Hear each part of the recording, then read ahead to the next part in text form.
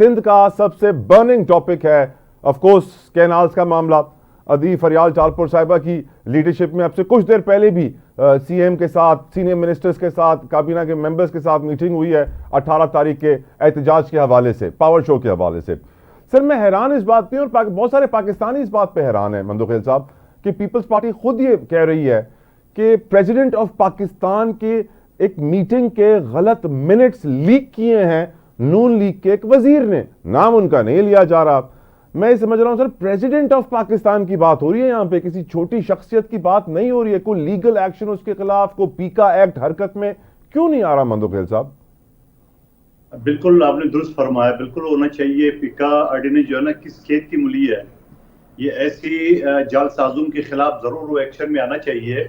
दूसरी बात मैं आपको ये कहना चाह रहा हूँ कि वो पंजाब की तर्जुमान ना जाने कौन सी लॉ की डिग्री उसने हासिल की है। जरा आपकी तौसत से मैं पूछना चाह रहा हूँ उनसे कि आप मुझे बताओ कि कौन सा आइन, कौन सा कानून के कुछ शिक आप मुझे बता सकते हो जहां प्रेसिडेंट के पास इन नहरों की परमिशन का इख्तियार हो। नंबर एक बात।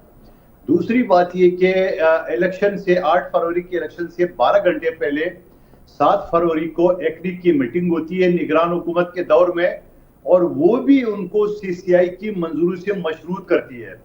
ये हो गई दूसरी बात।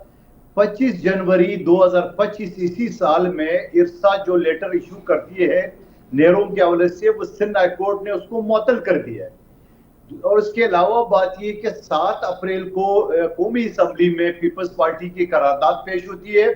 मुस्लिम लीग नून भाग जाती है। एमक्यूएम जिसने हमारे साथ सिंध असम्बली में मुतफका करारदाद पास की वो भाग जाती है।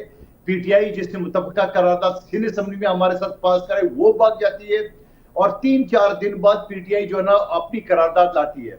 चलो ठीक है, वो लाए हम लाए, बात एक ही है।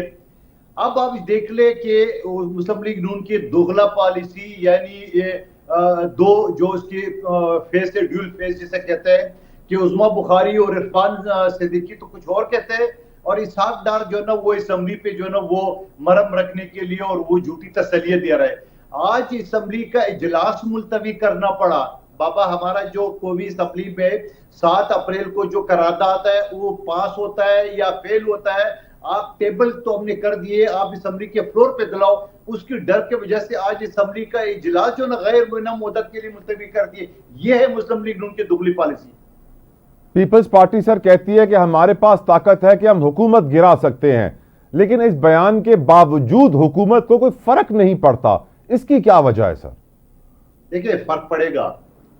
इनको शायद कान में किसी ने बोल दिया, बेटा तेरे को कुछ नहीं कहा जाएगा, ये इनकी गलतफहमी है। पीपल्स पार्टी अपनी जान की बाजी लगाएगी नहरों के हवाले से। आप सिंध के बच्चे बच्चे से वहां वाकिफ हो, चाहे वो पीपल्स पार्टी का हो या ना हो, कि वो एमक्यूएम का हो, ये नून लीग का हो, या किस पार्टी का, पीटीआई का हो, वो सिंध के पानी पे, बलूचिस्तान के पुख्तनख्वा के पानी पे, इवन के सेंट्रल पंजाब और जनूबी पंजाब के पानी के ऊपर कोई समझौता करने को तैयार नहीं है।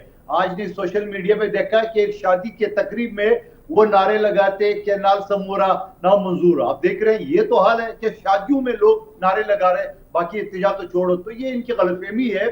और वो कहते हैं ना, बकरी की माँ कब तक खैर मनाएगी। ये कब तक टाल मटोल से काम लेते रहेंगे, ये कब तक झूठी तसलिया और झूठे लोगों के जरिए बयानात दागेंगे। ये ज्यादा देर नहीं चलने वाली है कहानी। सर ये बात तो पीपल्स पार्टी की लीडरशिप ने बार बार हमें बताई है कि आइन और कानून के तहत हर 3 माह में सीसीआई का इजलास होना चाहिए एज पर लॉ।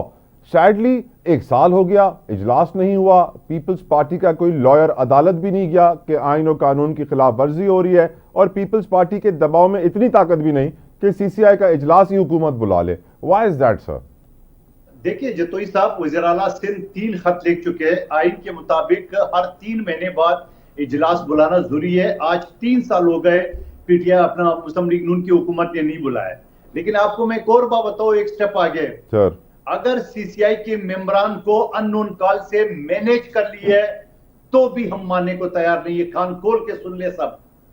हमारे पास अवामी प्लेटफॉर्म है, हमारे पास जो है ना ज्वाइंट सेशन है, वहां पे ले जाए। मुझे ये भी अंदाजा है कि सीसीआई के मीटिंग के ऊपर हम जोर दे रहे, कहीं रात की तैयारी में उनको ना उठवा ले और सुबह उनको हमारे खिलाफ खड़ा ना करे, जिसका अवाम से कोई ताल्लुक नहीं। हम वो मानने को तैयार नहीं है, क्योंकि जो ये फैसला करेगा वो न सिर्फ का गद्दार है, बल्कि वो पाकिस्तान का गद्दार है जो